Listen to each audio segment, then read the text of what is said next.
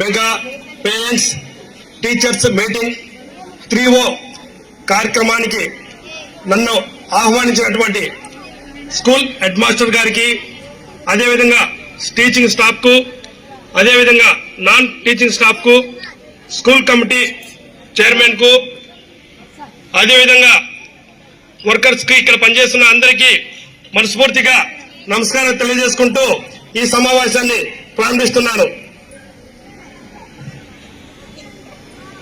తల్లిదండ్రుల ఆత్మీయ సమావేశం ఎందుకు ఏర్పాటు చేస్తున్నారో గతంలో కూడా మేము వివరించడం జరిగింది. మొదటగా పిల్లలకు మొదటి గురువులు ఎవరంటే కూడా తల్లిదండ్రులు.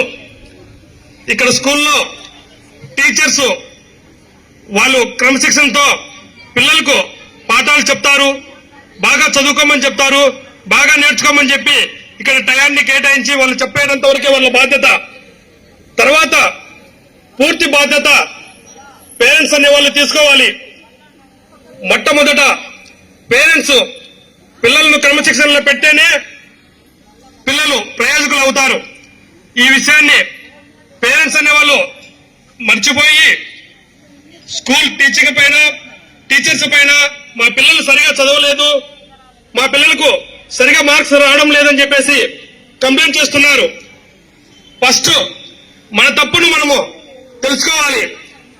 కనీసము నెలకు ఒక్కసారైనా స్కూల్ ఆవరణంలోకి వచ్చి ఎవరైతే మీ క్లాసు ఇన్ఛార్జిగా ఉంటారో ఆ టీచర్తో మీ పిల్లల గురించి కనీసం ఒక 10 నిమిషాలన్నా చర్చిస్తే మీ పిల్లలు ఏ విధంగా చదువుతున్నారు, ఇక్కడ క్రమశిక్షణతో ఉన్నారా లేదా, మీ యొక్క యూనిట్ టెస్టుల్లో ఎన్ని మార్క్స్ వస్తున్నాయి, ప్రోగ్రెస్ రిపోర్ట్లన్నీ చెక్ చేసుకున్నట్టయితే మీ యొక్క పిల్లల యొక్క భవిష్యత్ అనేది మీకు తెలుస్తుంది. కాబట్టి పేరెంట్స్ కు సంబంధించిన ఈ మీటింగ్ కాబట్టి ఖచ్చితంగా పేరెంట్స్ అనేవాళ్ళు ఖచ్చితంగా ఇక్కడికి వచ్చి స్కూల్లోకి వచ్చి వాళ్ళ టీచర్స్ ను వాళ్ళ బిడ్డల పైన తెలుసుకోవాల్సిందిగా తెలియజేస్తున్నాను. అదేవిధంగా మన చింతకొండలో జెడ్పీఐ స్కూల్ ఎంతో ప్రాముఖ్యత పొందింది.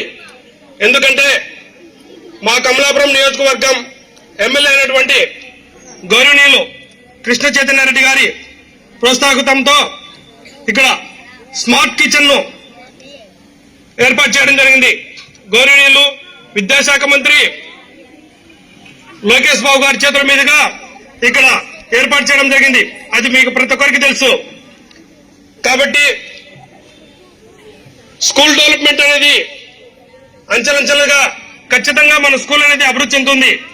కానీ మన సీకితిన గ్రామము మన స్టేట్ లోనే గుర్తింపు అనేది పొందింది. కాబట్టి పిల్లలు మాత్రము క్రమశిక్షణతో బాగా చదువుకొని విద్యాబుద్ధులు నేర్చుకొని ఖచ్చితంగా మంచి భవిష్యత్తును కల్పించుకోవాలని చెప్పేసి మనస్ఫూర్తిగా కోరుకుంటూ మరొకసారి నాకు ఈ అవకాశం ఇచ్చినటువంటి హెడ్ మాస్టర్ గారికి, స్కూల్ కమిటీ వారికి, నాతో పాటు విచ్చేసినటువంటి అందరికీ ధన్యవాదాలు తెలియజేసుకుంటూ సెలవు తీసుకుంటున్నాను.